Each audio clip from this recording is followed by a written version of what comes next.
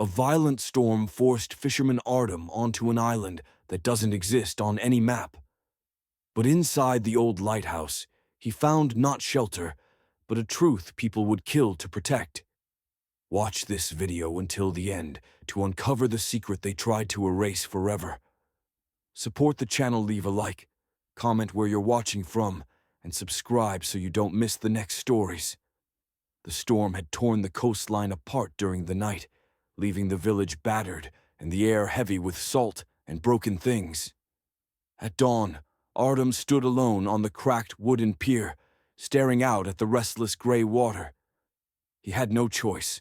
His fishing nets, the last investment he owned and the only promise of income left to him, had been ripped from their anchors and dragged somewhere into the open sea. Without them, he would sink deeper into debt, and the suppliers who already spoke to him with cold impatience would soon stop speaking at all. So, despite the warnings from other fishermen and the lingering anger of the storm, Artem pushed his boat into the water. The engine coughed violently before settling into a ragged hum. He guided the vessel past the breakwater, where the waves still rose and fell with the memory of the night's fury. The sea looked bruised. Everything seemed suspended between calm and collapse, and Artem's thoughts drifted with the swells. His life had been reduced to repetition: the gray mornings, the chipped mug, the long hours alone at sea, the silence in a house that had once echoed with his wife's laughter and his daughter's footsteps. Now the silence felt like a permanent tenant. As he pushed farther from shore, the sun barely pierced the thick clouds. The horizon resembled a smudged line where sky and water bled together. He scanned the surface for any sign of his nets, searching for bright rope or floating debris. For a while nothing appeared, only shattered remnants of other men's work, broken floats, undone lines, splintered crates. The storm had devoured everything. Rain began again, first as a cold mist, then as sharp needles that blurred the edge of the world. Artem wiped his face, muttering to himself, trying to steady the frustration building inside him. The radio answered his call with static. The storm had damaged the towers. He was alone with the sea. It was then, through the shifting sheets of rain, that he saw something impossible. A dark shape swelled into view, jagged and rising from the water like the back of some ancient creature. Artem blinked, leaned forward, and blinked again. Land. But not a landmass he recognized. He had sailed these waters since he was a boy. There was no island here. None on maps, none in the stories shared by fishermen. Yet the silhouette grew sharper with each passing second. He slowed the engine. The rain thinned just long enough to reveal a structure perched at the highest point of the rocky rise. A lighthouse. Tall, narrow, its once white surface eaten by rust and time. And from its lantern room flickered a faint, wavering pulse of light, too weak to guide ships, too irregular to be a proper signal, yet undeniably alive. Someone had to be maintaining it. But how? And why? Artem's instincts screamed against curiosity. The sea punished wanderers. Mysteries at sea rarely offered comfort. He should have turned back, but the waves surged harder now, pushing the boat toward the rocks as though the island itself were pulling him in. The engine sputtered in protest, the storm regaining its strength, the wind slicing across the deck. He gripped the wheel tightly, feeling the vessel losing its battle. Shelter. Even if the island felt wrong, shelter was the only option left. A violent swell lifted the boat and slammed it toward a narrow notch between jagged black rocks. Artem braced himself. The hull scraped harshly, then lodged between two stone teeth. The engine wheezed once and died completely. He tried to restart it, but the silence that answered him was final. The boat began taking on small amounts of water.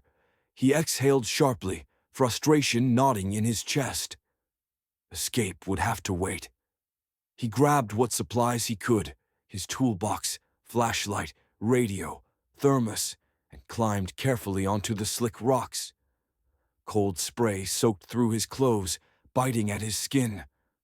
Ahead, a steep path of eroded steps climbed toward the lighthouse, winding through stunted vegetation that clung desperately to the stone. The island seemed barely alive, resisting the ocean one storm at a time.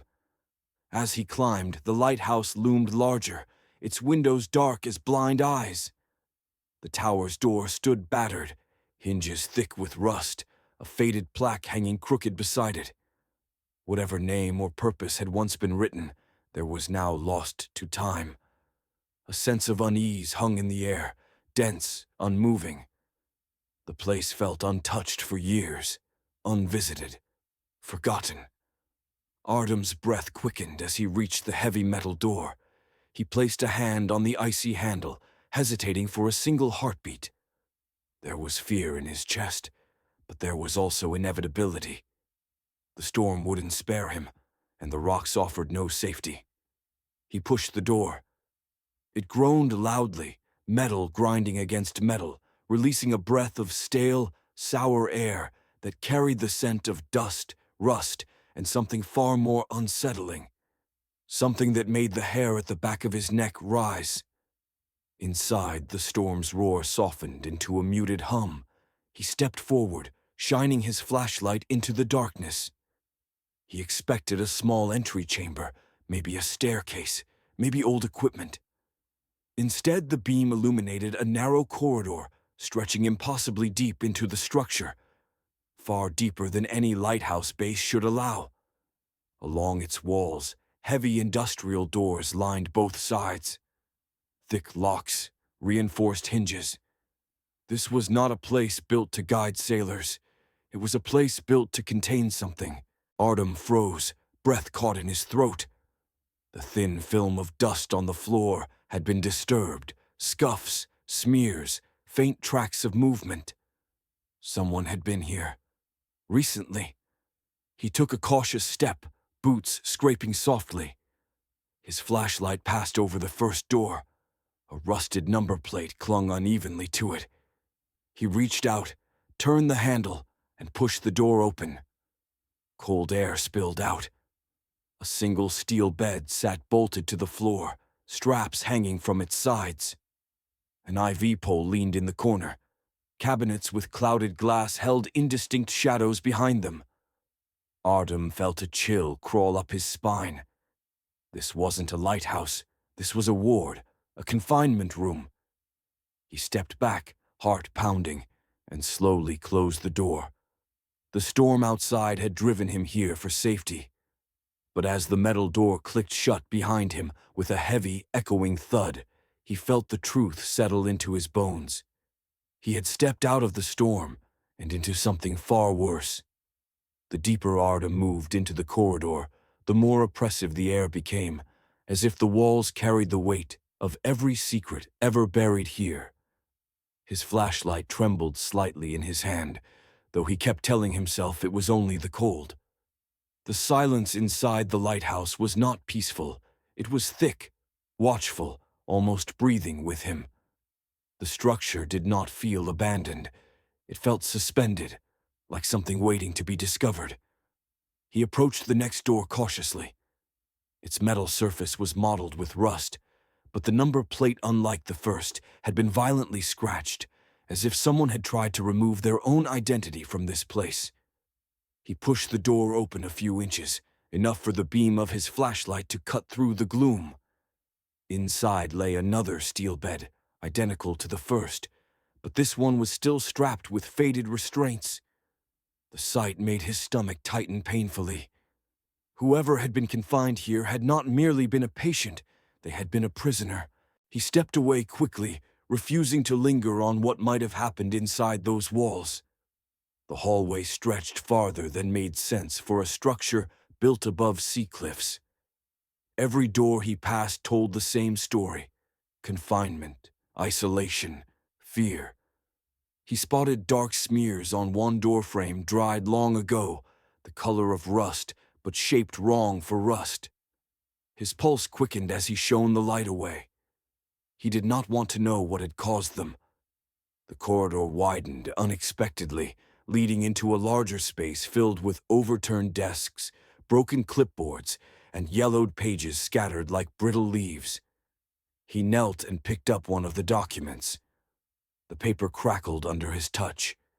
It was a medical form, a patient's name blurred by moisture, followed by symptoms, notes, and then a section he did not expect. Test results negative. Repeated twice. And beneath that, an instruction typed with cold authority. Remain in isolation. Why isolate someone who was not sick? Artem stood slowly, scanning the room with a growing sense of dread. He moved toward a cabinet whose door hung crookedly, kicked in long ago. Inside were more files, charts with lines of data, handwritten evaluations, signatures. The more he read, the more a horrifying pattern revealed itself. Entry after entry showed the same conclusion. Test results negative, patient stable, no infection detected. Yet all were confined indefinitely. His throat felt tight. This was not a quarantine. It was a lie, a cover, a tool designed to erase people, not illnesses. On the far wall hung a framed certificate. The glass cracked across its surface. He wiped away dust until the name emerged. Dr. Emile Duren, head of medical operations. A photograph showed a man in a white coat, smiling with pride. That smile felt grotesque now amid the rot and silence. Artem wondered what became of him. Did he flee? Was he taken? Or was he among the dead now scattered throughout these walls? He pushed deeper into the maze of rooms. In one small office, the floor was cluttered with ration boxes, broken pens, and personal belongings.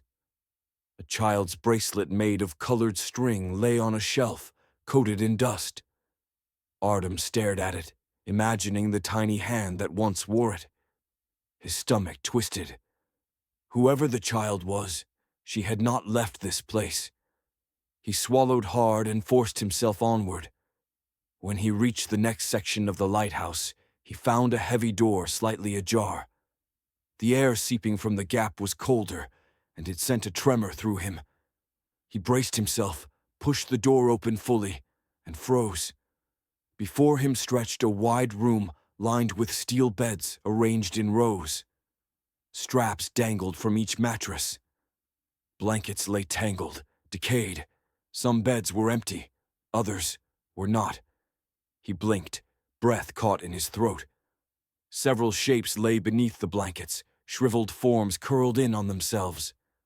Time had reduced flesh to brittle remnants.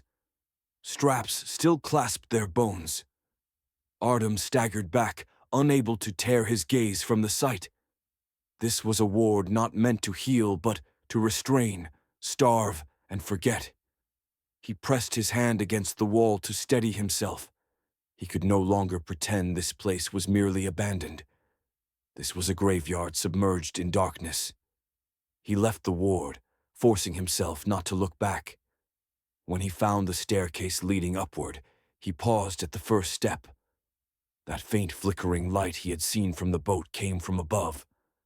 If there was any communication system left, it would be near the lantern room. Answers might wait there along with danger. He began to climb. Each step groaned loudly under his weight, the sound echoing upward in metallic vibrations. Paint peeled from the walls in long curled strips. Rust clung to every railing. At the landing, he passed several more rooms, these arranged like makeshift offices.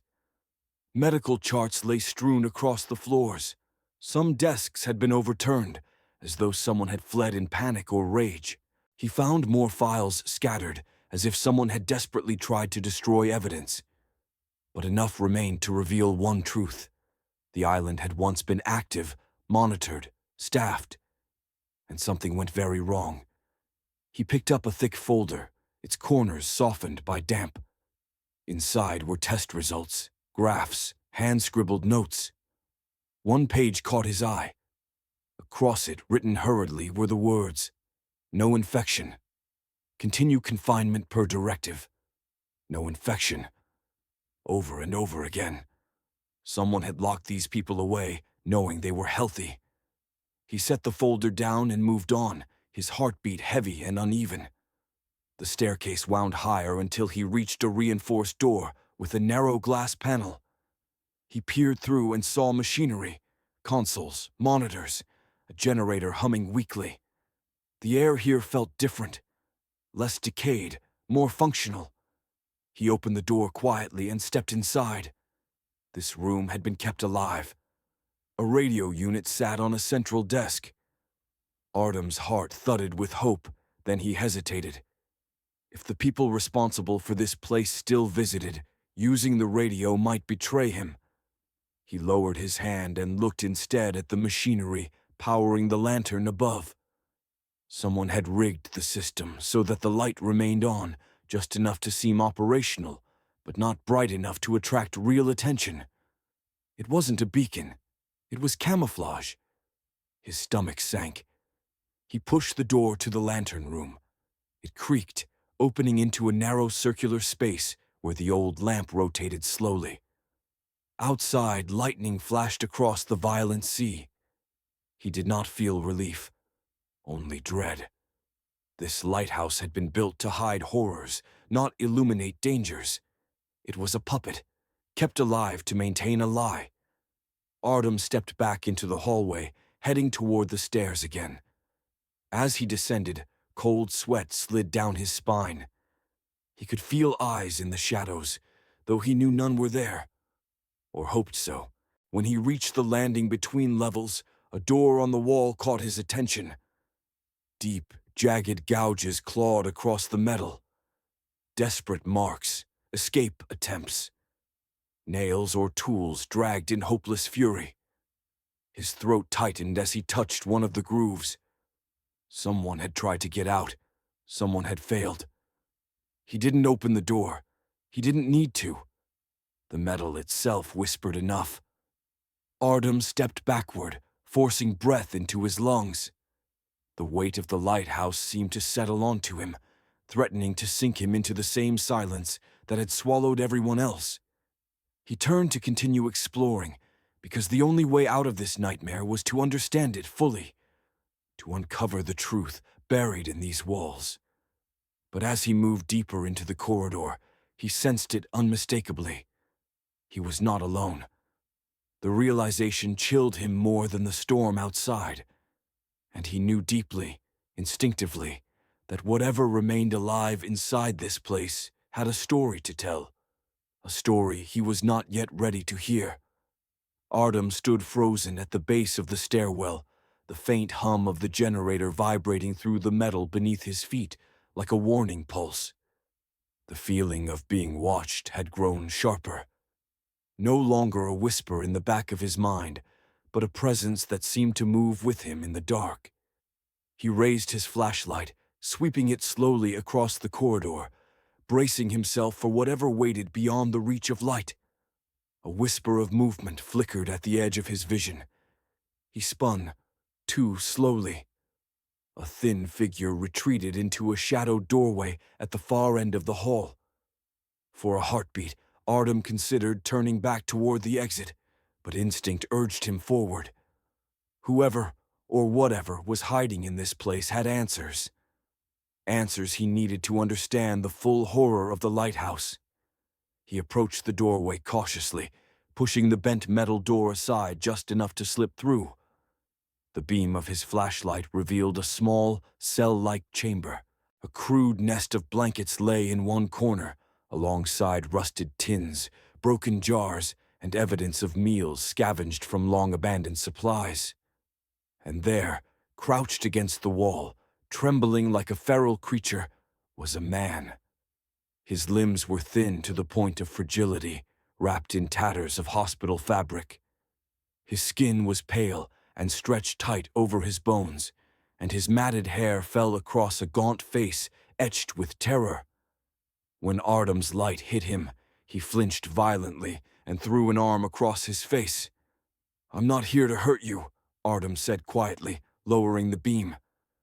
For several seconds, The man only stared through tangled strands of hair, eyes wide, unblinking. Then, in a voice cracked by disuse, he rasped, You're not one of them." "One of who?" Artem asked. The man swallowed hard, his throat convulsing painfully. He struggled to sit upright, every movement stiff with exhaustion. "The men in masks," he whispered. "The ones who come at night, when the tides are high, when the storms drown out their engines." Artem's breath caught. "Who are you?" I worked here," the man said, clutching his own elbows like he expected them to vanish. "A medical assistant, before everything collapsed." His eyes darted around the room, as if the memories themselves stalked him.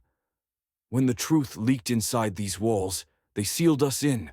Patients, staff, all of us." His voice broke. "No evacuation, no rescue, just silence." Artem felt a pressure grow behind his ribs. "But you're alive." The man gave a hollow, humorless laugh. "Alive?" He gestured weakly toward his frail body. "I survived. It's not the same." Lightning flashed through a crack in the ceiling, illuminating the man's face, haunted, desperate, and far too aware. Artem steadied his voice. "I found the medical files, the test results, the diary. None of the patients were sick." "They were never sick," the man whispered. "They were simply inconvenient. Someone decided it was easier to bury the problem than admit the mistake." Artem felt his stomach twist. "Who keeps the beacon alive?" The survivor raised trembling fingers. "I do, when I can. It's the only way to make them think everything is normal. If the light went out completely, they'd come sooner. I needed time. I needed someone to see it." A knot of dread tightened around Artem's spine. Someone had seen it. Someone else had answered the flickering light. As if summoned by the thought, a sound shattered the silence. A distant thud, followed by another. Boots striking metal steps. Heavy, deliberate, disciplined. The survivor recoiled instantly, pressing himself against the wall like a cornered animal. "They're here," he whispered, voice trembling. "They never miss a storm." Artem felt adrenaline surge through him. "We have to move."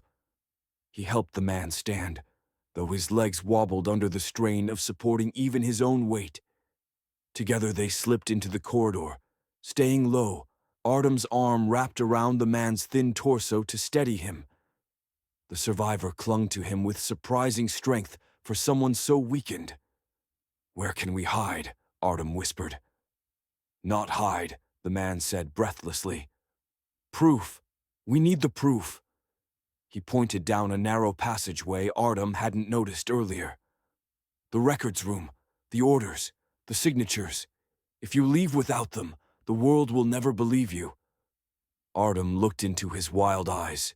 There was no madness there, only clarity sharpened by years of silent suffering. He nodded. They moved deeper into the facility, toward the reinforced archive room at the corridor's end. The survivor tugged Artem toward a partially open door. Inside, shelves towered to the ceiling, heavy with binders, boxes, and metal cases. Papers littered the floor in drifts, some shredded, some charred at the edges. "They tried to destroy everything," the survivor said. "But they didn't finish." Artem grabbed a canvas bag from the floor and began stuffing the most crucial documents inside patient lists, test results, official directives. The survivor guided him to a small locked case and whispered, "That one, it has the complete roster. Every name they erased." Artem broke the weakened lock with a nearby wrench and added the thick folder to the bag. Footsteps echoed in the hallway. Voices followed, sharp, coordinated. "They're sweeping the upper level," Artem whispered. "They'll come here next," the survivor said. "We have seconds." Artem shouldered the heavy bag and helped the man limp back to the staircase, but as they reached it, the survivor faltered. His legs buckled, and he gripped Artem's arm with pained urgency. They'll shoot on sight, he gasped. We keep moving, Artem insisted, lifting him again. The lights flickered, then dimmed. The generator groaned like a dying animal, and with a long, failing sigh, the entire lighthouse plunged into near-total darkness. The only illumination came from Artem's rapidly weakening flashlight. Above them, a door slammed open. Boots pounded down the stairs. Flashlight beams sliced through the dark, sweeping like hungry blades. One level at a time, a voice ordered. Find them. Artem's heart hammered against his ribs. He tugged the survivor toward a hallway branching deeper into the lower levels. Where does it lead? He whispered. To maintenance tunnels, the survivor replied. If we reach the far exit, we can get outside near the rocks. And from there, the boat. A beat of silence.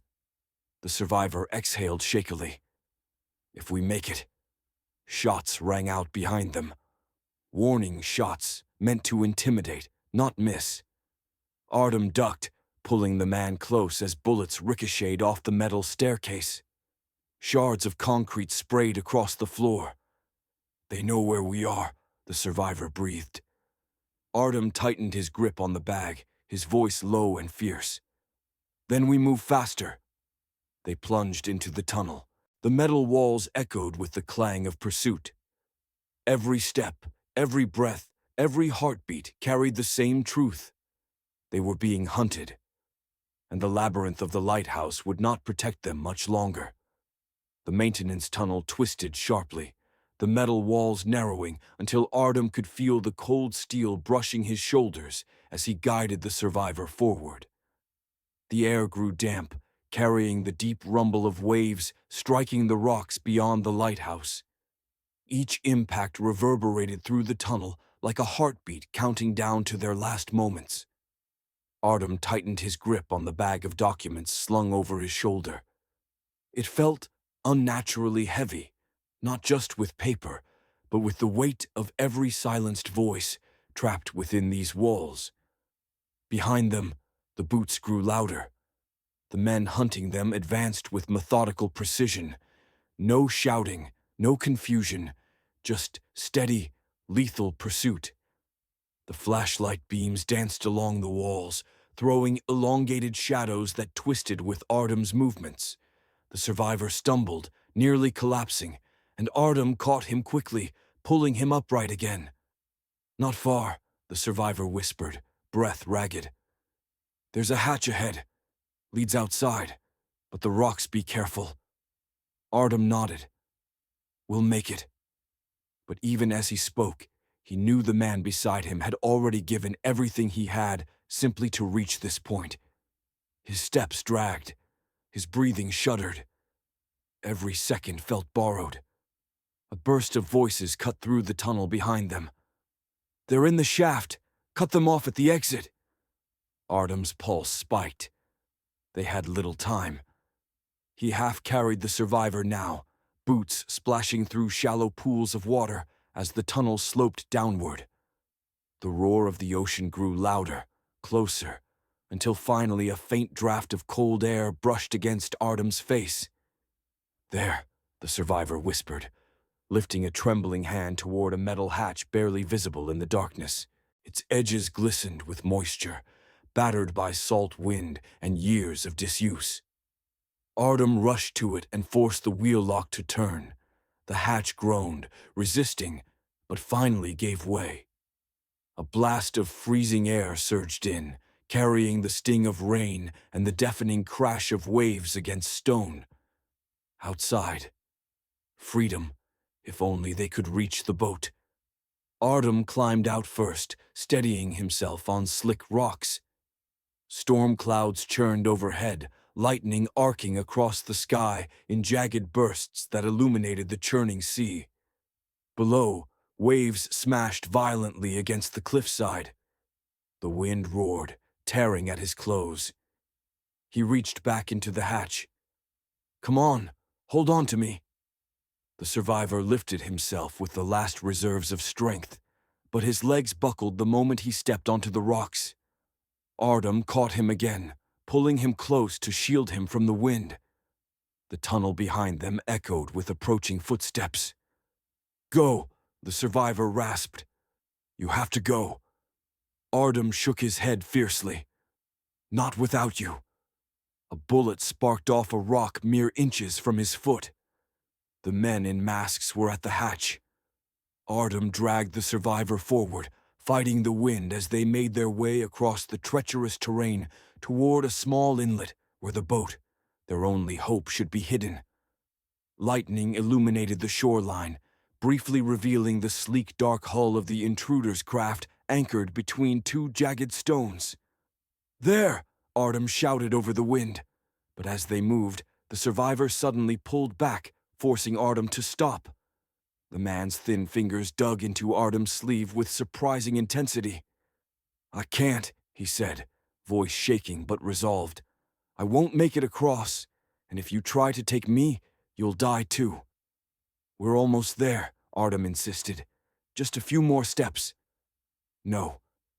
The survivor's eyes lifted to his, filled not with fear, but with clarity. "Acceptance. You have to carry the truth. You're the only one who can get off this island now."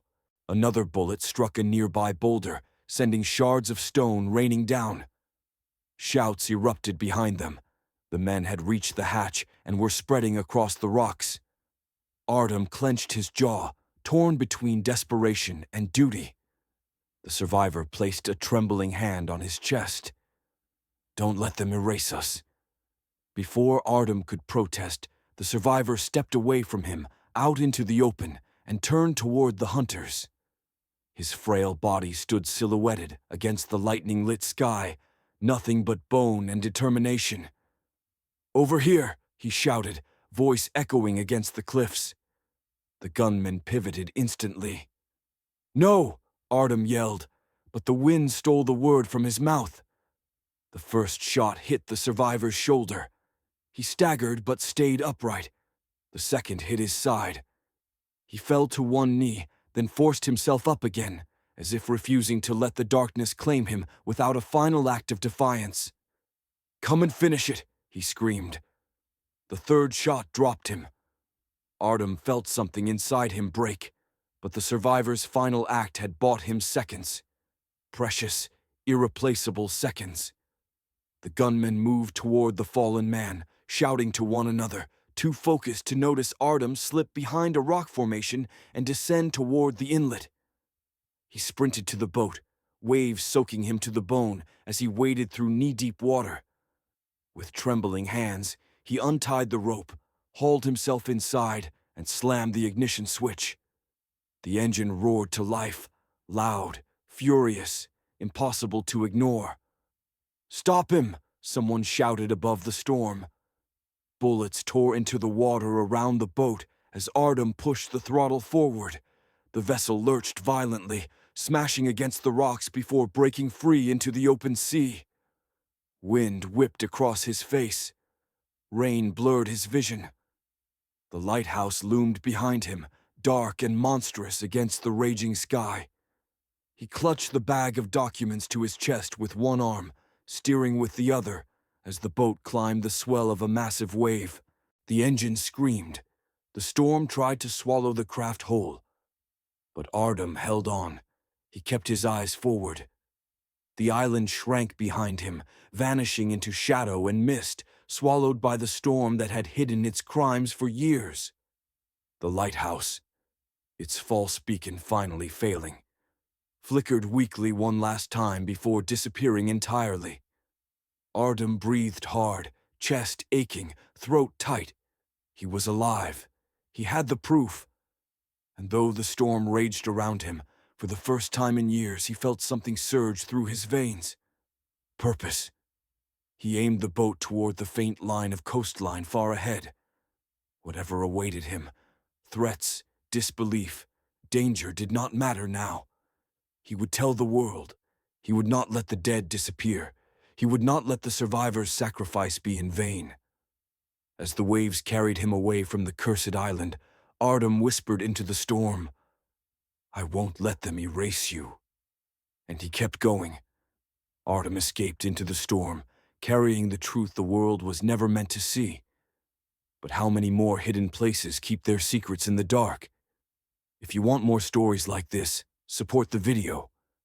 Leave a like, subscribe, and tell us in the comments what you would do in Artem's place. Your engagement helps new stories come to life.